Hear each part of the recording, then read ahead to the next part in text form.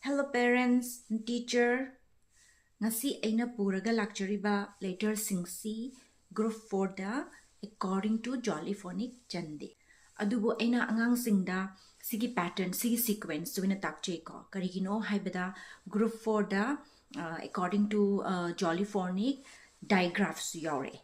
Digraph haiba meaning di consonant ani bu oiro ko letter ani samna hairabada ko consonant oigera vowel oigera moise glide tawsalaga single sound ama form tawi adu single sound ama form tawriba adumba letter singduba akoina digraph haina khangni ko aduna adu le adu aina angang singda takma matamda single letter hana loina loithoi adugi matungda magi step by step khara aigi experience ki matungina ko ai modify tawjai sigi pattern oina pura oina aina follow tawzade ko Jollyphonic ki sigi sequence ko takpagi teaching sequence hai tare ko adu ngasi khangmina si single letter lemhoriba single letter singdi karino haibada letter J ko letter J letter V letter W letter X letter Y letter Z ko ahambada letter J ki sound si karino haibada letter J ki sound di J haiba ko ado angang da khoina hairi singo plate amada khoina jelly se porok matam da vowel ngasagi high bado masada smaina high bado porok matam da jelly sidi high da na ko ko thot law bani na ko na ngasagi high ba se tak pi ba e jelly na smaina high bado ja hai da na ko ja plate na porok matam da aduna j gi sound si j ko aduga next letter V ko letter V ki sound sina akoina gari thob ki sound sing sa v ngang se aduna letter V ki sound si haiba yare ko aduga letter W na karino haibada isam na haibada w ko letter W ki sound di w ado khoina angang da takpadi nungsit se kanna sile nung lei nungsit matamda akhoi uwa singse smaina hai dana ko masa singse smaina hai aduna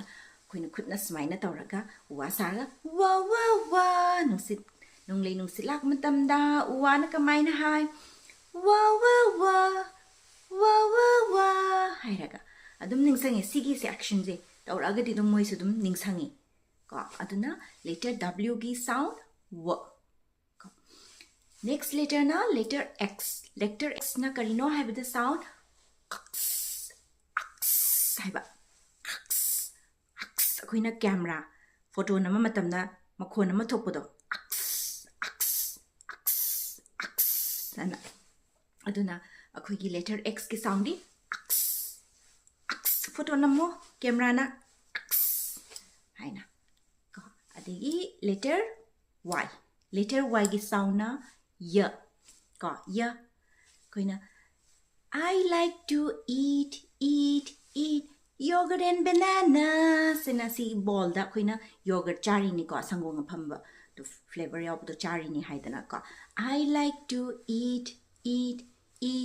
yogurt and bananas yum ana yum haibadugi ya sound ko adna letter Y ki sound di ya aroi beda letter Z ki sound ko letter Z ki sound di khoina khoi na ngang bagi makhon se si khoi ne haina tawraga ko hai ko english na buzzing honeybee buzz ngang ba se ko khoina sida ko aduna sigi letter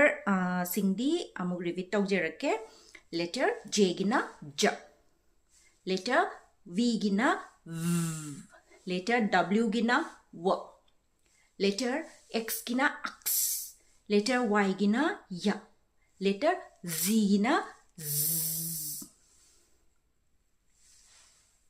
ngasigidi swaida loisenjarage single letter singi sound ngasina aroi bani next class ta ai letter ahum CVC words ki kamaina blend towi habdo ai puraga lakchage mayam ngai biyu I video sibu yengbi bagi tamakta su thagachari thank you ai gi video sisu share to biyu mayam phonics khangminasi aduga piiba angang sing like thuna paba hensi makhoibu confident reader ama ohensi thank you